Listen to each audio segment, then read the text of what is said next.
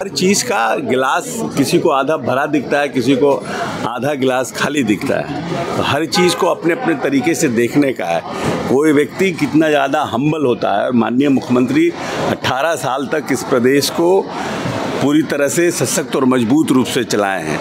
और नमस्कार, आप देख रहे हैं न्यूज़ फॉर नेशन। मैं आपके साथ कबीर सिंह। रुपौली विधानसभा में उपचुनाव हो रहे हैं, आज मतदान हो रहे हैं। ऐसे में जिस तरह से वहां की तस्वीर सामने निकल के आई है, पुलिस प्रशासन और वहां के स्थानीय लोगों में झड़प हुआ है, जिसको लेकर विपक्ष है जो इसका निंदनीय कर रहे हैं और साफ तौर पे कर रहे हैं कि जब सरकार हारने लगती है तो इस तरह से प्रशासन का बल प्रयोग करते हैं और वहाँ लोगों को डराते हैं। लेकिन हम लोग वहाँ जीतेंगे। तो वहीं बिहार सरकार के मंत्री अशोक चौधरी से जब सवाल पूछा गया तो बड़ा बयान देते हुए नजर आ रहे हैं। पहले क्या कुछ करें, पहले सुनिए उनकी बातों को। ये अच्छा चुनाव हुआ है और बहुत अच्छे, पिछली बार लोकसभा से ज्यादा वोटों से जीतेंगे। सर, आज गंगा पाथवे का उद्घाटन था। मुख्यमंत्री जो है ठेकेदार का भी मतलब हाथ जोड़ते दिखे हैं मुख्यमंत्री नीतीश कुमार। हम्बल है, ट्वीट करके बोले हैं कि सबसे असहाय मुख्यमंत्री हो गए हैं। हर चीज़ का गिलास किसी को आधा भरा दिखता है, किसी को आधा गिलास खाली दिखता है। तो हर चीज़ को अपने अपने तरीके से देखने का है।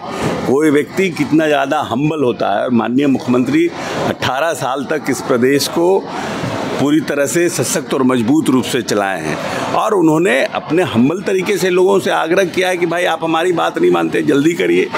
तो इसमें असहाय होने का क्या है, ये लोगों को लगता है, क्योंकि अब उनके पास ये इसके बोलने के अलावा कुछ बचा नहीं है ना, तो वो मुख्यमंत्री को टारगेट कर रहे हैं। आरएसएस की एक मैगजीन है जिसने कहा है कि हिंदुस्तान का डेमोग्राफिक ग्राफ जो है वो बिगड़ रहा है, नेशनल पॉपुलेशन पॉलिसी कंट्रोल करने के लिए लानी चाहिए।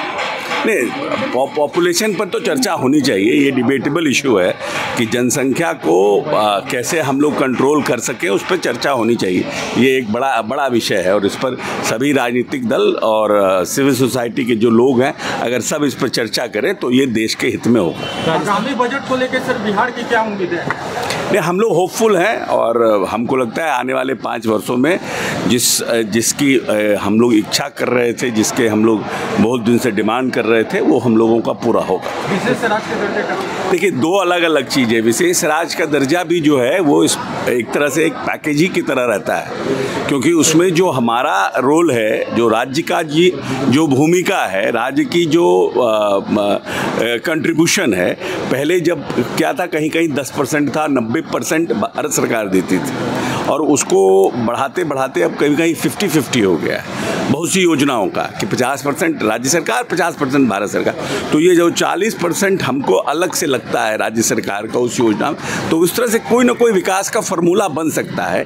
अगर विशेष राज्य का दर्जा न मिला तो, अगर परिस्थितियां वैसी न बने तो हम मांगते हैं कि विशेष राज्य का दर्जा मिले। नहीं मिल पाता है तो हमें एक विशेष पैकेज मिले, जिससे कि इन सब योजनाओं में हमारा कंट्रीब्यूशन जो है वो घटे। और किस तरह से ये फार्मूला बनेगा ये तो भारत सरकार तय करेगी, लेकिन हम विशेष पैकेज भी मांग ही रहे हैं, या तो विशेष राज्य का दर्जा मिले या विशेष पैकेज में से राज्य का विकास हो सके।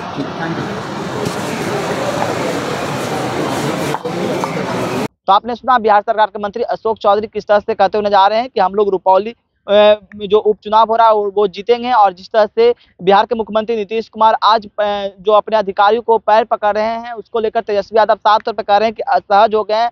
उसको लेकर भी क्या कुछ कह रहे थे अशोक चौधरी, आपने सुना। तमाम खबरें न्यूज़ पर के साथ। नमस्कार।